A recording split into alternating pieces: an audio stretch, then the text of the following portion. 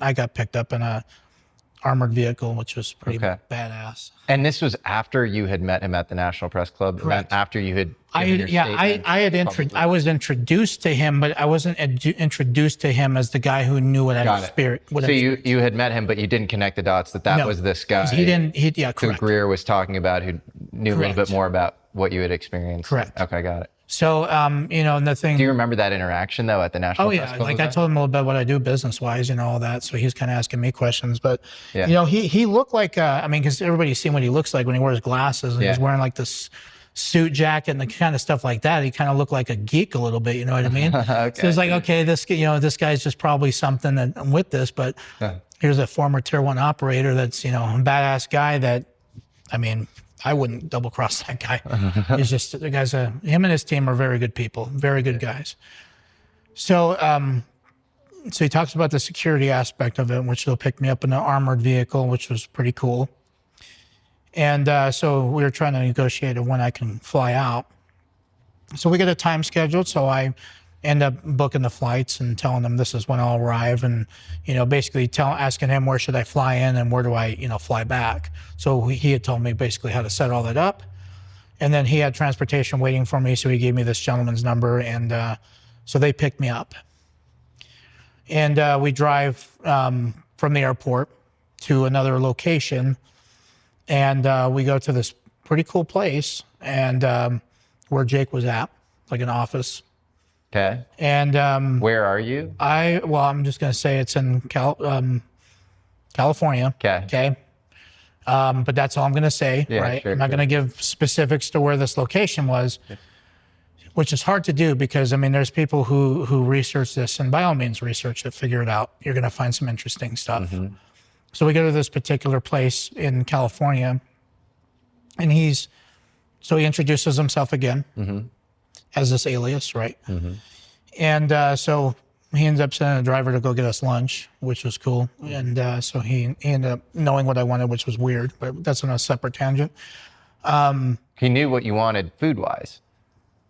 Okay. This gentleman did, because I told him I wanted some Subway because I haven't had that in a while. But he knew the exact order that was your favorite order or something? Okay. It was very... So they had like a little dossier on you or something? I don't know if that's what the case was, or this guy was... Well, it would make sense in the context of Jake even saying that his initial role was to red team or infiltrate. he ran... Yeah. And it's speculation, of course. He told me personally that what his role was after the fact of getting to know him and getting information from him for almost the past couple of years. But this guy that was with him was a very good person, very good guy. Cool. And everybody that I known through Jake was a great person, So we end up going into this office building, or not really an office building, but just like an office, like a conference room. So we sit down, he tells me, okay, go ahead and take out your phone and put it on airplane mode and set it off on the side. So I do that. And then actually prior to that, he pulls out this wand thing. It's like this box with this loop. And he says, so he went over it himself and was like, go ahead and, take it and do it to yourself. And that's when we heard the beeper go off on that wand because it went over the phone and it reacted. So he's like, oh yeah, go ahead and put it on airplane mode and do that. So he's making sure I wasn't chipped or had any kind of, listening devices or something, like a wire, for example. So then we sit at this conference room table and, he's explaining to me what it was. He explained the containers, he explained the program, P3, P3 is not the real program designation, it's just what they call it. Okay. Which was psionic potential predisposition. Okay. And so, it sounds very far out there. Yeah. But being in these shoes for the last almost 2 years and understanding that consciousness is really the key to this whole thing. If you want to understand how these UFOs operate, you need to understand consciousness better. And so what was in these containers? Because you thought initially it might have been drugs. I thought it was drugs, and he has said I was completely wrong about that. And what is he telling you? He's saying it is basically these people who are psionic assets who have been screened from third world countries, that they use them, because there's different groups that are recruited out of the United States to participate in different parts of the world. And explain what a psionic asset is. These are people that they have a psychic ability to an extent, to my understanding, and they use these people to basically hook up to this advanced technology, whether it's NHI technology, ET craft, if you will, and basically either summon them or call them in, invite them in. And then the dark part about this whole thing, because everybody started getting wrapped up in the human trafficking, that got slapped onto it. Now, understanding how the dynamic is now, where these people volunteer for this kind of work, because one, it's, if you had if you guys had the opportunity to participate in something that was mind blowing with this technology, would you guys accept it? I'd want to know more.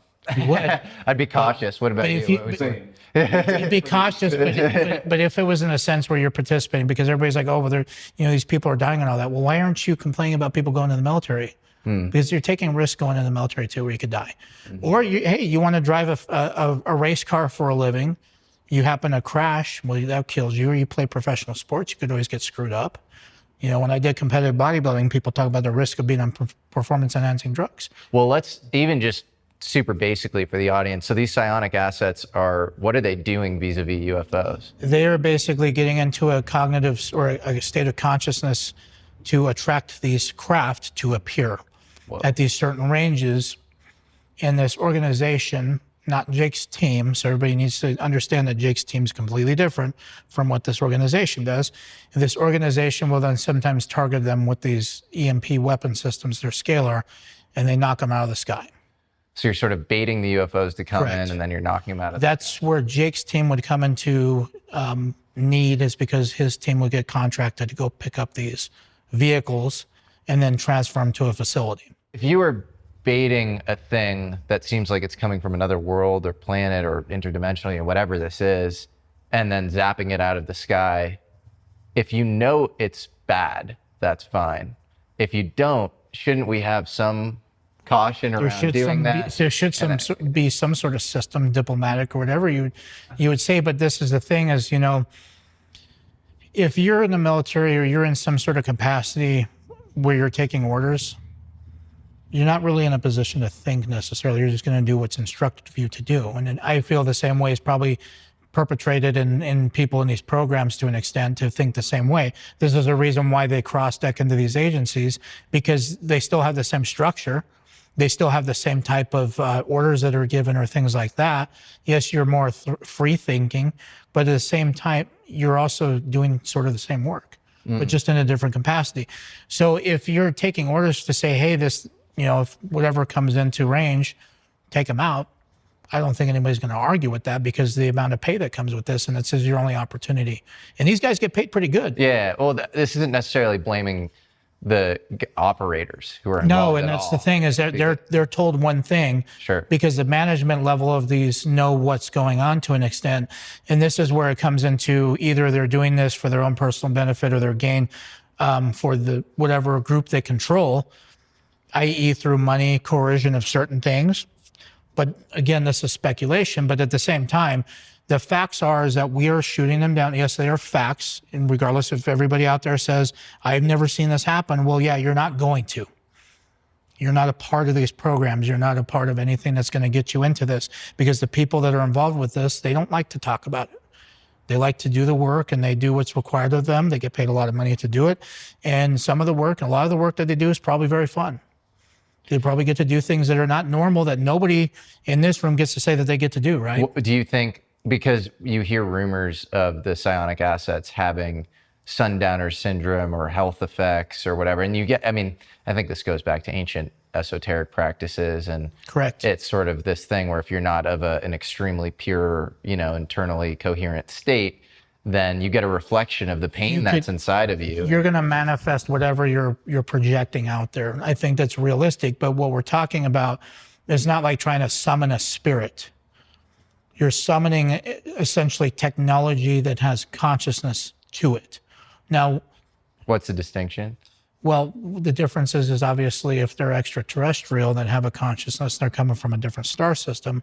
That's what's different. Do we know that? We don't. This is now they may know that. Yeah. Based off of however they're interacting. Like, could this just be like an occult thing that's been going on for hundreds of years? How do you think they learn? Who? These groups, they learn from the occult. Sure. Interesting. The secrecy aspect of this is, you have different fraternities or secret societies. I mean, everybody knows I'm a Freemason. I've talked about it, but everybody speculates, because I'm a Freemason, I'm a disinformation agent or something, or I'm a part of the New World Order. And then they see the SDG pin that I wear, which everybody says is the World Economic Forum. Sorry, I am too poor to be one of those guys, and I do not fit whatever they need. I think this is an important discrepancy to bring up too. When Jake discusses Skywatchers and some people on the Skywatchers team, the P3 assets are quite engaged with what they do. They're happy, they're former military, or they're well-treated individuals. When we first did our interview in summer of 2024, what you knew at the time was that the P3 assets were essentially treated like trash, given drug cocktails to interface with the craft, treated like garbage. How does this bridge connect? So here's the thing is, I think that's speculation, because one of the things is, because they're given drugs doesn't necessarily mean that they're treated like trash. What it does is it allows them to operate at a higher level of consciousness, even though there's some disassociation with it, or if there's other trauma-related things that happen early on in their lives, or they induce it somehow. Granted, this is not what Jake's team does. The operators he has on this team do not do what these legacy programs do. It's completely different. So everybody thinks that if Skywatcher is participating in the same type of operations as Legacy, I hate to break it to you, it's not even remotely close. It's much more peaceful. It's much more informative, and something that's going to be a little bit more transparent compared to what Legacy is doing. So it could have been a different program outside of Jake's that referred to the P3s as like pink assets. Well, that's what the program calls them, or pink assets. What's pink asset? What? Biological equipment, like cattle, right? Ooh, yeah, that's something that has always stood out to me. And granted, that is something that has been communicated to me. Is yes, that some of the programs refer to them as that. Doesn't mean Jake thinks that that's the case, or at least that's how he personally views these people, because he doesn't view them that way. But this is what the program treats them like.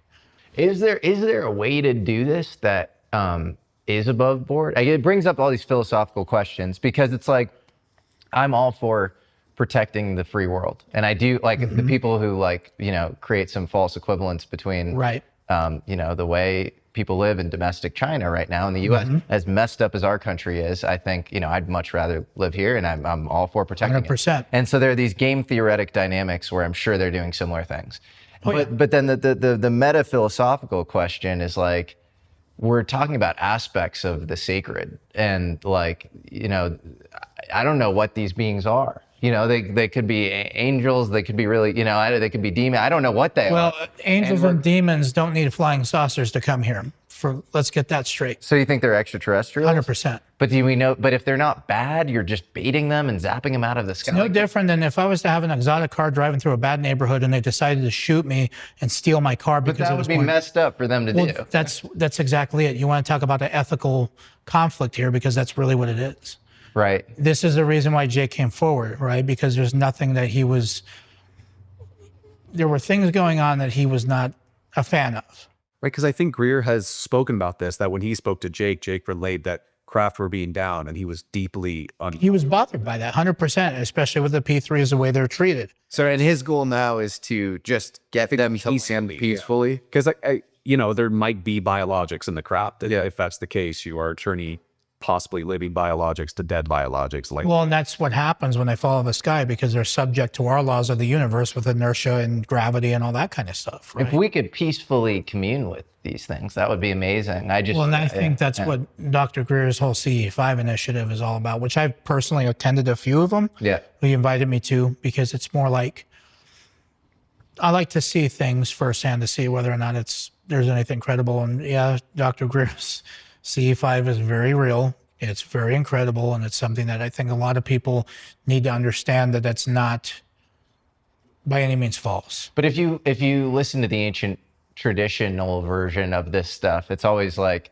you need to be 35, married, grounded. Like, you shouldn't try to summon anything. Well, this is the thing, as we're going off of interpretation. What one person's interpretation is not going to share the same as the other person's. Your interpretations are different than mine. Mine are different from yours, and so on.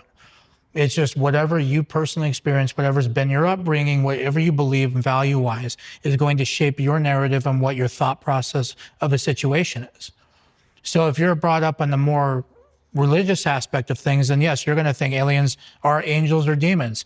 If you're somebody who's esoteric, you're going to say, okay, it's interdimensional, or it's something that could be extrasolar, right? But it depends on what your upbringing is and what you believe on yourself of what it might be. But it doesn't mean it's correct. And so do you think these things come down and then, you know, we're talking about this octagonal, 8-gon shaped craft that seems to be possibly man-made.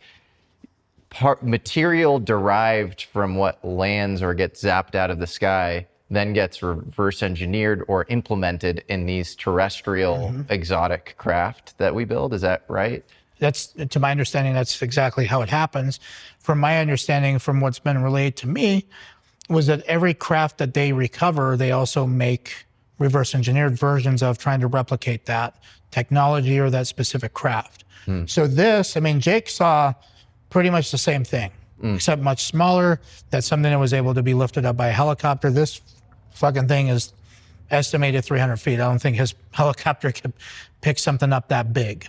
You know, so it'd take probably several helicopters, but in the same token. So you think what you saw was a reverse engineered man-made version of what he saw? Because he locked on to possibly. Possibly, because, I mean, again, there's different groups all over the world that are doing the same thing. So yes, there's multiple black sites that probably have P3s that are being used to lure craft out and then to shoot them down. That was the most fascinating part of my Jake interview, is he was like, who is we? And I was like, I don't know, I seem like the US or like whatever, you know, aerospace corporations you might be working for. And then he was like, no, we don't like, have shit. Yeah, well, he's like, it's black money. It was almost like it was like mafia wars and international, transnational corporations and interests, you know, across the world doing this stuff.